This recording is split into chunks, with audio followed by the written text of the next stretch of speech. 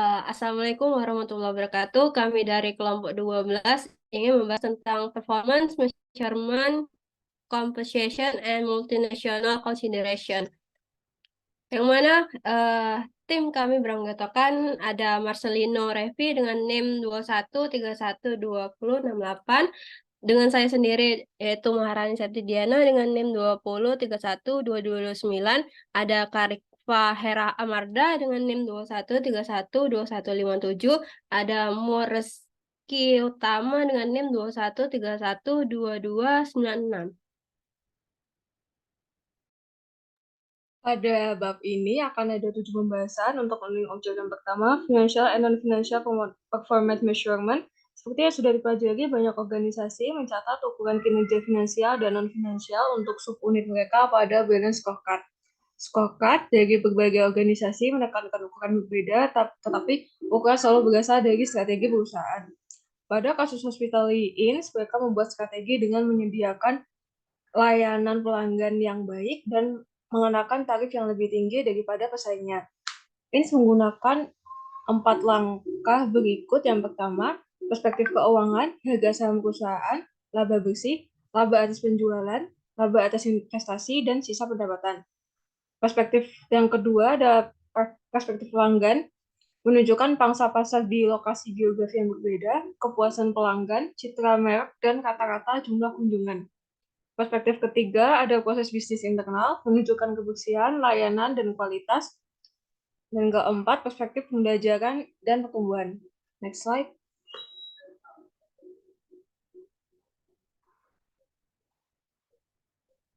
Untuk merancang ukuran kinerja berbasis akuntansi membutuhkan beberapa langkah. Yang pertama, memilih ukuran kinerja yang selaras dengan tujuan keuangan perusahaan. Contohnya, apakah laba operasi, laba bersih, laba atas aset atau pendapatan merupakan ukuran terbaik untuk kinerja keuangan subunit. Yang kedua, ada memilih rincian setiap ukuran kinerja pada langkah pertama. Kemudian membuat keputusan tentang bagaimana cara yang tepat untuk menghitung berbagai komponen yang ada. Yang ketiga, memilih tingkat target kinerja dan mekanisme umpan balik untuk setiap kinerja. Lanjut. Pembahasan kedua, perusahaan biasanya menggunakan 4 ukuran keuangan untuk mengevaluasi kinerja ekonomi unit mereka. Yang pertama, return on investment atau ROI. ROI adalah pendekatan yang paling populer untuk mengukur kinerja karena memadukan semua unsur profitabilitas yang terdiri dari pendapatan, biaya, dan investasi menjadi persentase tunggal. Kemudian dapat dibandingkan dengan tingkat pengembalian atas uang lain. ROI juga disebut sebagai tingkat pengembalian akuntansi atau tingkat pengembalian akuntansi aktual. Setiap perusahaan menggunakan variasi mereka dalam mendefinisikan pembilang dan penyebut di perhitungan ROI. Beberapa perusahaan menggunakan pendapatan operasional untuk pembilang, sedangkan yang lain menghitung ROI menggunakan laba bersih. Yang kedua ada return on sales. Perhitungan ini sering menggunakan ukuran kinerja keuangan. Pada contoh perhitungan terhadap hospital Inns adalah operating income dibagi dengan sales. Next slide.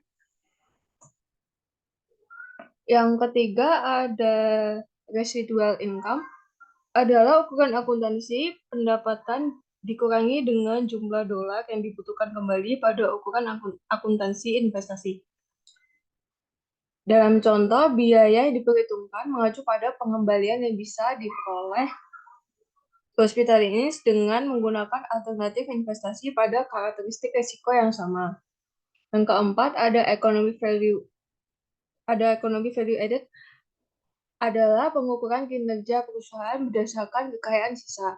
Metode ini merupakan variasi dari RI dengan mengganti angka-angka berikut. Income diganti dengan after tax operating income, weighted rate of return diganti dengan weighted average cost of capital, dan investment diganti dengan total asset minus current liability. Selanjutnya,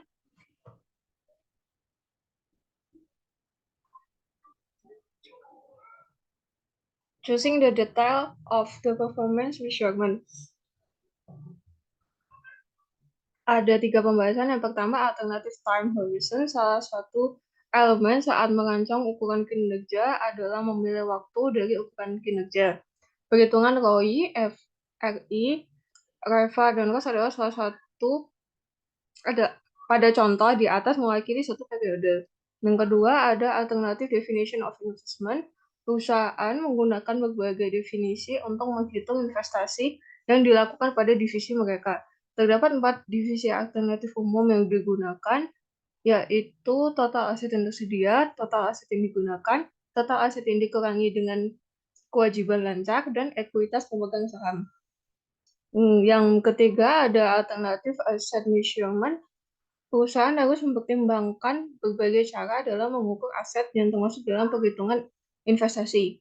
Apakah aset akan diukur dengan biaya historis atau current cost, atau apakah gross atau net book value yang digunakan untuk aset dapat didepresiasi.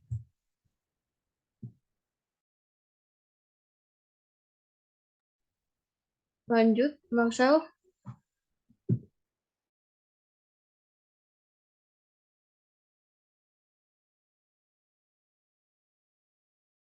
Itu performance measurement in multinational companies.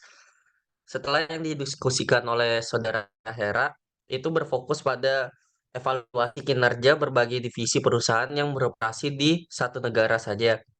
Selanjutnya, kami membahas kesulitan tambahan yang dibuat saat manajer membandingkan kinerja divisi perusahaan yang beroperasi di berbagai negara. Di antaranya, yang pertama itu ada lingkungan ekonomi, hukum politik, sosial, dan budaya berbeda secara signifikan negara. Yang kedua, itu kuota dan tarif impor sangat bervariasi dari satu negara ke negara yang lain. Tiga, itu keterbatasan atau ketersediaan bahan dan tenaga kerja terampil serta biaya bahan, tenaga kerja, dan infrastruktur seperti listrik, transportasi, dan komunikasi juga berbagai dan berbeda secara signifikan negara. Keempat, itu divisi yang beroperasi di berbagai negara memperhitungkan kinerja mereka dalam mata uang yang berbeda dan inflasi serta fluktuasi nilai tukar mata uang asing mempengaruhi pengukuran kinerja mereka. Oke, lanjut sebagai akibatnya dari perbedaan itu, penyesuaian perlu dilakukan untuk membandingkan secara akurat kinerja divisi di berbagai negara. Oleh karena itu, ada dua perhitungan ROI dari luar divisi antara lain. Yang pertama itu calculating a foreign division return of investment in the foreign currency. Itu menghitung ROI divisi luar negeri dalam valuta asing. Ya, rumusnya sendiri itu HYMC ROI calculated-nya sama, itu peso sama dolar. Cuman karena yang ditanya valuta asing, jadi yang pesos dulu ya. Itu rumusnya operating income dibagi total aset. Contohnya bisa kita lihat itu 6 juta pesos dibagi 3 juta pesos. 30 juta pesos. Hasilnya 0,20 atau dikonversi ke persentase jadinya 20%. Yang kedua, itu calculating a foreign division ROI in US dollars. Menghitung ROI divisi luar negeri dalam bentuk dolar US. Itu sama rumusnya dengan valuta asing. HIMC ROI calculate using dollars itu sama operating income dibagi total aset juga. Tapi bedanya di sini dolar, kalau yang di pesos tadi menggunakan pesos. Yang kedua itu dolar. Dolar kita bisa lihat contohnya 240.000 dolar dibagi 1.500.000 dolar. Yang hasilnya 0,16 atau bisa dikonversi ke persentase hasilnya 16%. Selanjutnya akan dijelaskan oleh Saudara Eki.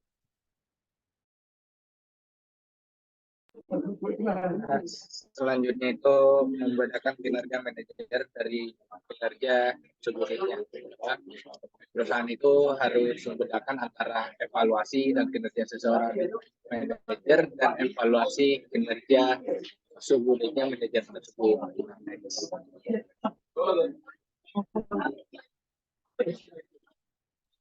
Next.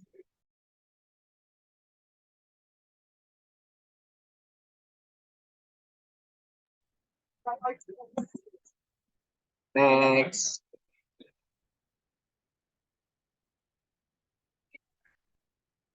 Jadi bagaimana perusahaan itu mengukur dan mengevaluasi kinerja manajer dan karyawan lainnya, biasanya mempengaruhi kompensasi mereka. Nah, dalam itu juga kinerja yang dipilih adalah yang sensitif atau berubah secara signifikan dengan kinerja manajer. Nah, mereka ini tidak banyak berubah dengan perubahan faktor yang berada di luar kendali manajernya. Oke, next. Nah, selanjutnya itu ada tolak ukur dan evaluasi kinerja relatif. Nah, menggunakan tolak ukur keuangan ini dan non keuangan ini untuk mengevaluasi kinerja perusahaan. Mereka tolak ukur yang sesuai dengan praktik terbaik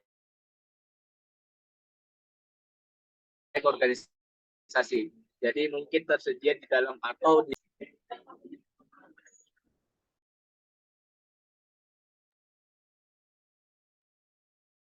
next.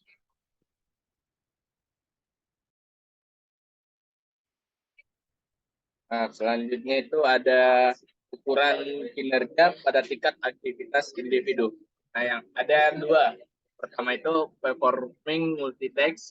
Yang kedua team based compensation arrangement. Yang pertama itu sebagian besar karyawan melakukan lebih dari satu tugas sebagai bagian dari pekerjaan mereka.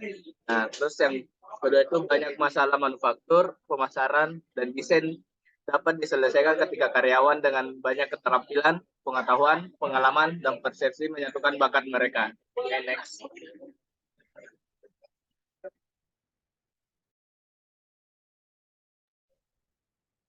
Nah, yang selanjutnya itu bagaimana ukuran dan kompensasi kinerja eksekutif. Nah, prinsip evaluasi kinerja yang dijelaskan di bagian sebelumnya juga berlaku untuk rencana kompensasi eksekutif.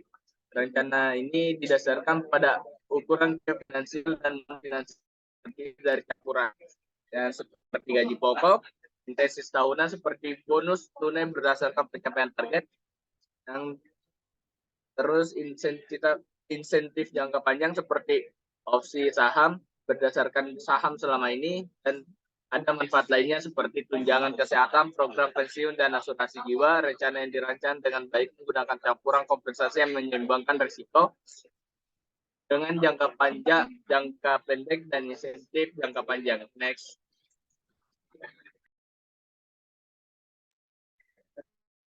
Nah, yang terakhir ada strategi lever of control atau strategi dan pengungkit kontrol.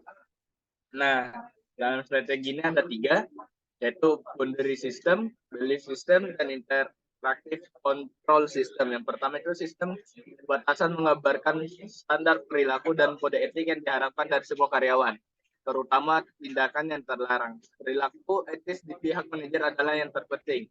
Yang kedua, sistem kepercayaan mengartikulasikan misi, tujuan, dan nilai perusahaan. Dan yang terakhir, sistem kontrol interaktif adalah sistem informasi formal yang digunakan manajer untuk memusatkan perhatian dan pelajaran perusahaan pada isu-isu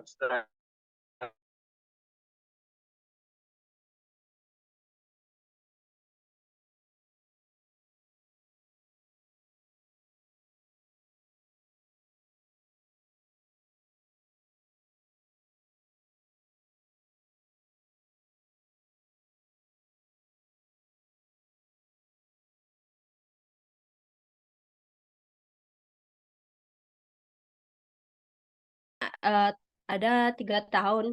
Di antaranya itu ada tahun 2018, 2019, maupun 2020.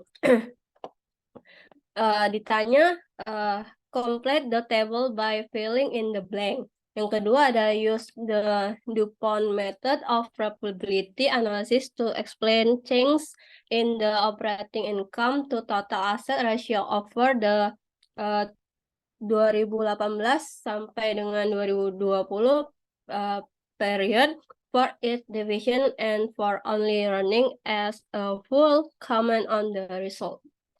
Baiklah, saya akan menjelaskan tentang cara perhitungannya. Di antaranya ada test preparation division, ada OI, OR, TA, dan lain sebagainya. Pada tahun 2018, OI untuk test preparation division ini angkanya sudah diketahui sebesar 720.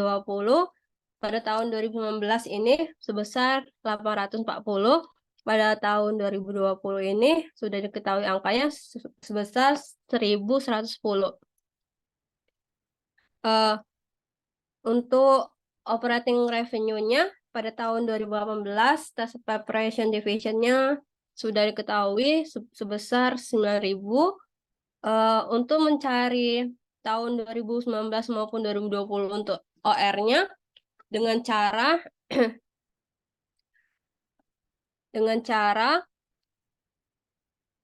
pertama kali itu mencari persentasenya dulu, di mana persentasenya ini dihitung dari 840 dibagi dengan 10% sehingga hasilnya itu 8.400.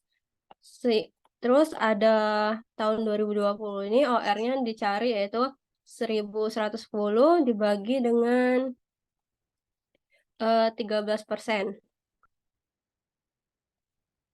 Untuk total asetnya pada tahun 2018 ini sudah diketahui angkanya 1.800, sedangkan tahun 2019-2020-nya belum diketahui, maka saya akan mencari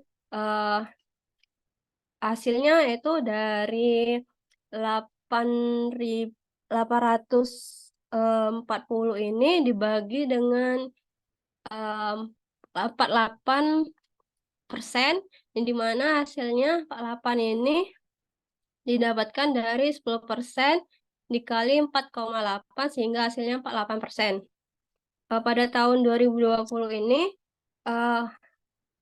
didapatkan angkanya yaitu dari 1.110 ini dibagi dengan 52%, di mana hasilnya itu didapatkan dari 13% ini sama 4 dikali jadi 52%.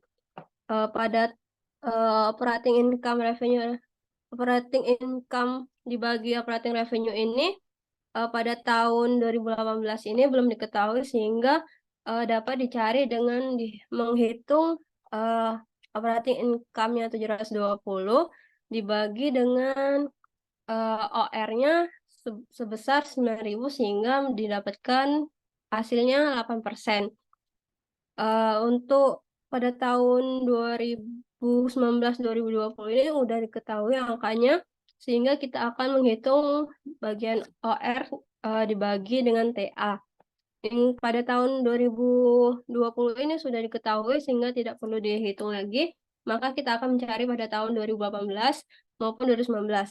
2018 ini didapatkan cara menghitungnya itu OR pada tahun 2018 9.000 dibagi dengan 1.800 sehingga hasilnya 5. Untuk tahun 2019 ini perhitungannya yaitu 8.400 dibagi dengan 1.750 sehingga hasilnya 4,8.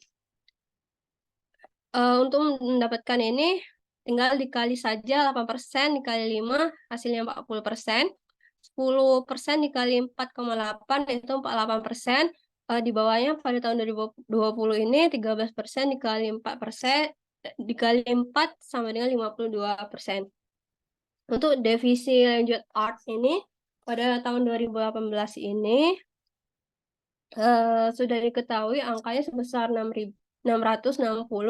Pada tahun 2019-2020 ini belum diketahui, maka dapat dicari dengan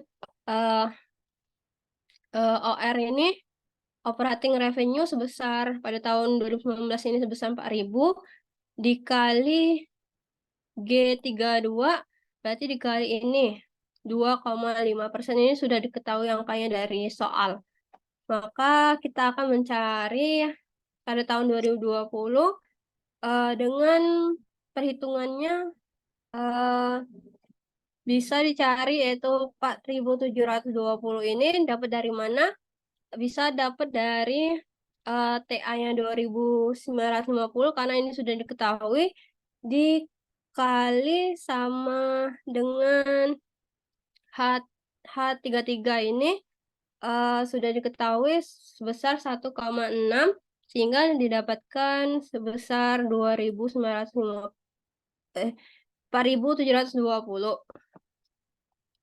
Setelah itu pada tahun 2018 operating income-nya tinggal dibagi, yaitu 660 dibagi 3.000 didapatkan sebesar 22%. Sedangkan ini sudah diketahui sehingga tidak perlu dihitung. Untuk tahun 2020 ini dihitung dari 590 pada tahun 2020 OI-nya dibagi dengan OR 4.720 sehingga menghasilkan 13%. Untuk ORTA-nya ini didapatkan dari 3.000 ini dibagi 2.000 sehingga hasilnya 1,5. Untuk tahun 2019 ini 4.000 dibagi 2.500 sehingga hasilnya 1,6. Untuk tahun 2020 ini didapatkan dari 4.720 dibagi dengan TA-nya 2.950 sehingga didapatkan hasilnya sebesar 1,6. Untuk menghitung OI per TA-nya bisa langsung dikali ini, 22% ini dikali 1,5 sehingga hasilnya didapatkan sebesar 33%. Yang untuk tahun 2019 ini 20,5 ini dikali 1,6 hasilnya 33%. Untuk tahun 2020 ini 13% dikali 1,6 hasilnya 20%. Untuk online learning NC ini didapatkan perhitungannya yaitu pada tahun 2018 ini hasilnya sudah diketahui sebesar 1.380. Untuk tahun 2019 ini didapatkan dari OI-nya pada tahun 2019-nya 840 test preparation division ditambah dengan lanjut art division pada tahun 2019 820 sehingga hasilnya 1.660. Pada tahun 2020 ini didapatkan sama kayak perhitungan di atasnya pada tahun 2019 hasilnya 1.700. Untuk operating revenue-nya pada tahun 2018 sudah diketahui angkanya sebesar 12.000. Untuk tahun 2019 itu perhitungan sama, yaitu test preparation division pada tahun 2019 ini 8.400 ditambah dengan lanjut art division sebanyak 4.000 sehingga hasilnya 12.400. Untuk pada tahun 2020 ini perhitungan sama seperti di atas sehingga hasilnya 13.258. Untuk tahun 2000 untuk total aset setiap divisinya pada tahun 2018 ini sudah diketahui sebanyak 3.800. Untuk tahun 2019 ini sama seperti perhitungan yang OIOR ini, yaitu dibagi preparation division ini pada tahun 2019 ditambah dengan lanjut art division pada tahun 2019 yaitu 2.500 sehingga hasilnya 4.250. Untuk tahun 2020 ini sama perhitungannya seperti tahun sebelumnya, yang didapatkan sebesar 5.085. Pada tahun 2018 ini OI dibagi OR-nya didapatkan dari operating income pada tahun 18 dibagi dengan 12.000 sehingga hasilnya 12%. Untuk tahun 2019 ini sama kayak perhitungan periode sebelumnya hasilnya 13%. Untuk tahun 2020 ini sama kayak periode sebelumnya sebesar 13%. Untuk OR per TA-nya didapatkan dari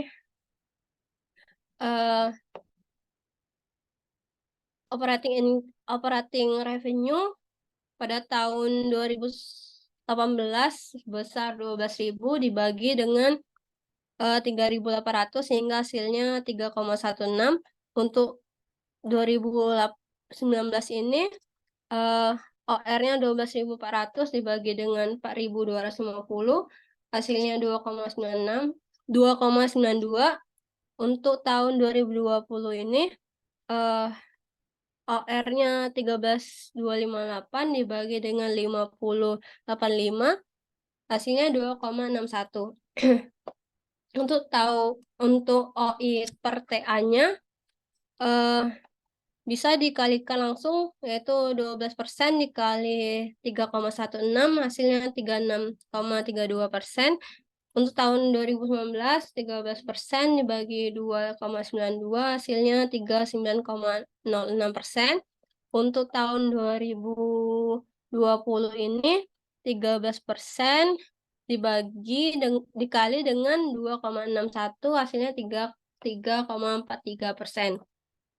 Sehingga berdasarkan perhitungan di atas didapatkan kesimpulan bahwa test preparation division ini jauh lebih besar dibandingkan divisi lanjut art-nya berdasarkan income-nya, sehingga namun lanjut art-nya ini lebih menguntungkan dalam hal margin operating income sebagai presentasi dari operating income. Net income test preparation memiliki ROI lebih besar sekitar 40-60%, sedangkan ROI lanjut arts-nya sebesar 20-40%. Selain itu, untuk tes preparation mengalami peningkatan dari tahun 2018 sampai 2020, sedangkan untuk ROI lanjut art mengalami penurunan dari tahun 2018 sampai 2020. Secara totalnya, Only Learning ANC ini nilai ROI-nya lebih stabil selama 3 tahun terakhir. Untuk soal yang kedua yaitu ROI dan RI perhitungannya. The Clepsy adapted. The Quality Athletic Company produces a wide variety of sport equipment. Its news division, Golf Technology Manufacturer, and sell a single product, AccuDriver, a golf club that use global positioning satellite technology to improve the accuracy of golfers suit. The demand for AccuDriver is relative and sensitive to price change. Berarti dia tidak sensitif terhadap perubahan harga, sehingga bisa dilihat dari data tersebut golf teknologi ini yang mana pusat investasinya untuk kualitas atletik, di mana total annual fixed cost-nya sebesar $32 juta. Untuk variable cost-nya per AccuDriver-nya sebanyak $7.000.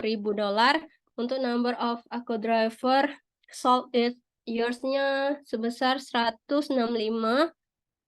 Untuk average operating asset invest in the division-nya sebesar $55 juta. Ditanya, compute golf technology ROI if the selling price of AccuDriver is $930 per club.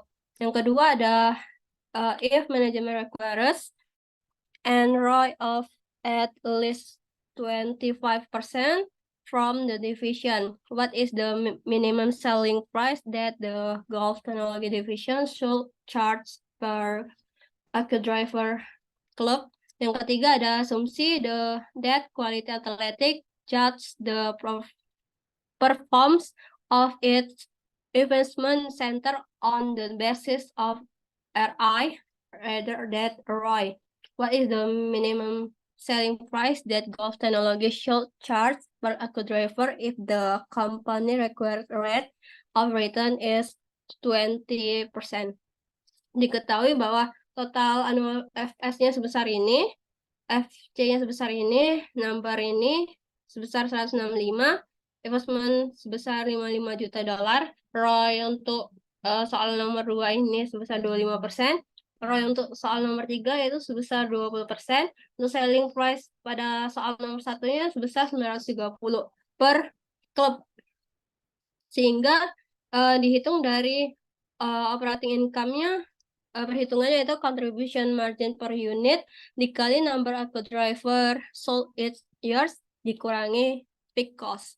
Di mana contribution margin per unit ini didapatkan dari perhitungan selling price aku driver per club dikurang variable cost per aku driver yang dimana yaitu 930 dikurang 700 sehingga hasilnya 230 dikali number of aku driver sold each years-nya sebesar 165.000 dolar dikurangi dengan fixed cost-nya sebesar 32 juta dolar.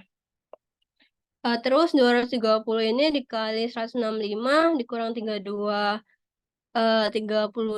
juta sehingga hasilnya 5.950 dolar. Untuk perhitungan yang kedua,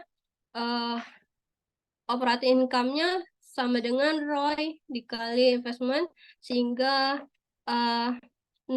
rumusnya yaitu no of parts dikali selling price dikurangi varian cost per unit dikurangi fixed cost, di mana diibaratkan X, let dolarnya X sama dengan minimal selling price per unit to achieve-nya sebesar 25%, sehingga dapat dihitung 165.000 X min 700 min 32 juta sama dengan 25%. 25% berarti ROI-nya dikali investment-nya 55 juta sehingga hasil ini dikali jadi 1.375.0000. Ini dikali jadi 165 X. Ini dikali ini hasilnya sebesar 115.500 dolar. Terus yang minnya pindah ke sini jadi plus jadi 32 juta sehingga hasilnya didapatkan sebesar 977,27. Untuk soal nomor 3 ini operating income-nya rumusnya seperti di atas, tetapi ada perbedaan pada hasilnya maupun ROI persentasenya 20% sedangkan ini 25%, sehingga didapatkan sebesar X-nya itu 960,61 dolar.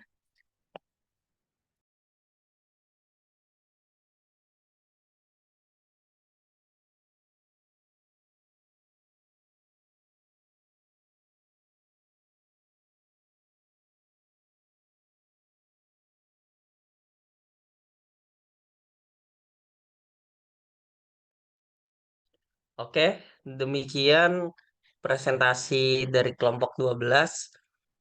Kalau ada salah kata atau kurang penjelasan, mohon dimaafkan. Sekian, wassalamualaikum warahmatullahi wabarakatuh.